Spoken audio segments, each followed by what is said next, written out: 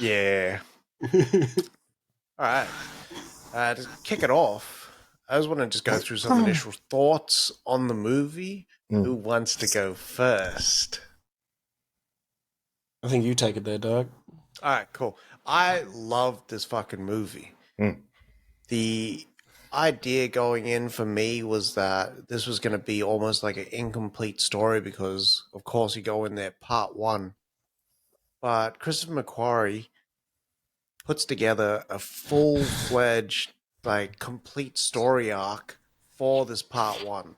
Like, it is not jarring like Across the Spider-Verse, I feel, is, or like the first Matrix sequel. It's legit its own movie. Yeah.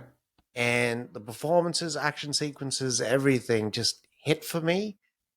And it sits as just below Fallout for me, but still very fucking good. Nice. For me, I honestly think that Fallout is still my high watermark for the series. Yeah. Nothing for me gets better than that. Even the first, for me, it's even better than the first Mission Impossible. That movie, it's that good. What's his face? This movie though, I really like this movie.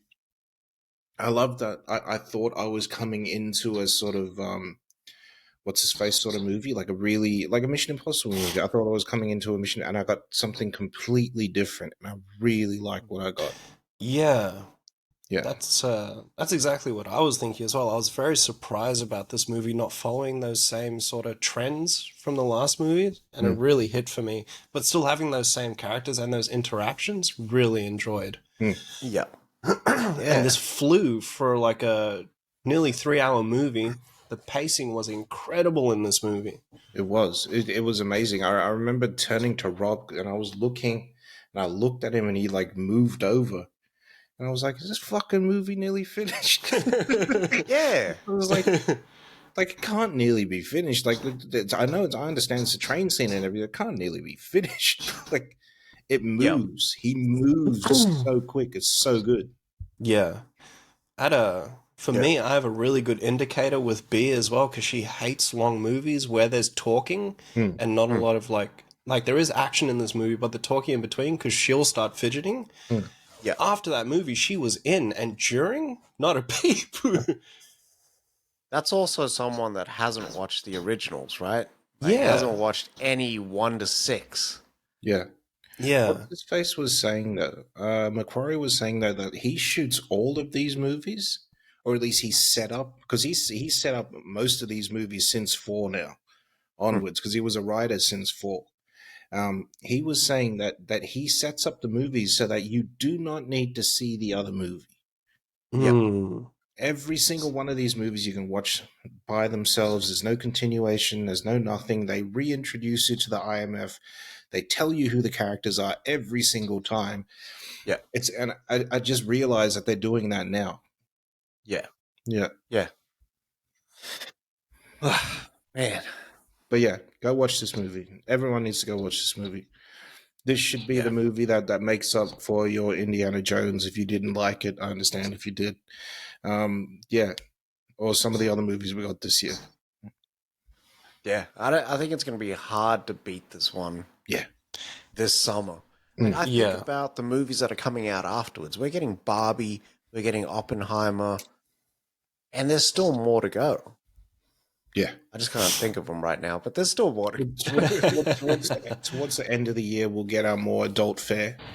And then we have Aquaman to sort of for the Christmas crowd and stuff like that. Yeah. But, I mean, for me, this is already the movie of the year. This is the one to beat for me. Yeah. Yeah. I mean, I understand I'm going to go watch Oppenheimer soon, but this is going to be very hard to beat. Yeah. For me. It's such a big surprise as well, considering we've had 3 movies in the last like year and a bit where it's been a part 1, and this has been the best flowing. So like out of Dune, Spider-Man, and Fast X, this is the best one for pacing and flow. Yeah. Yeah. Natural. Yeah. Yeah. I didn't get that feeling. Like in Dune, I got that feeling like, oh shit, the story's just it's finished. Yeah. Yeah. I think that was my biggest complaint with that movie. Yeah. Same with Spider-Verse. Across the Spider-Verse has that where it's like, fuck, it was just getting into it. Yeah. You know what I mean? It's just the tip pause. Yeah. Yeah. You just get in your groove and damn it. Now it's done. Yeah. Yeah. I think this is the one to break that curse of like establishing your characters too late into a part one of a series. Yeah. I think so too. And a solid fucking villain. And a lot of cast members on play during this movie, and it didn't feel exhausting to see that many people. Yeah. What's his face? I was watching today. I watched a whole bunch of documentaries on Mission Impossible, and the way that McHugh and Cruise sort of orchestrate this whole thing is just amazing, right? So what they'll do is they have certain things that they cannot move, so they will shoot all that stuff first, all the stunt work, all that sort of stuff. But then the stuff where it's character work, they will just sit down, decide on the day what they want to do. If it's within the scene, they'll sort of give examples and whatnot of what to do and say in the scene. The characters themselves will actually come up with this sort of stuff. It's so good. The collaboration is just next level, and that's why it feels so natural. Yeah. He was saying that the scene with Elsa and Ethan on the rooftop there in Venice, he said it went from a 4-page scene down to I think it was like down to a 2-page scene, and then it went to just 9 lines. Yeah, like he just don't need this, don't need that. Our characters wouldn't do this, that. Yep, this is what it is. Like it's just beautiful. Yeah. Nice. And the other thing was he also allows anyone that's on the crew to say cut. If there's something that's going to fuck up the scene and it comes into your view and it doesn't get into the DP's view or something like that, you are allowed to call cut because you're going to fuck up the film. Wow. Yeah. So it brings all of them sort of together then. They're all together. They're all making this movie.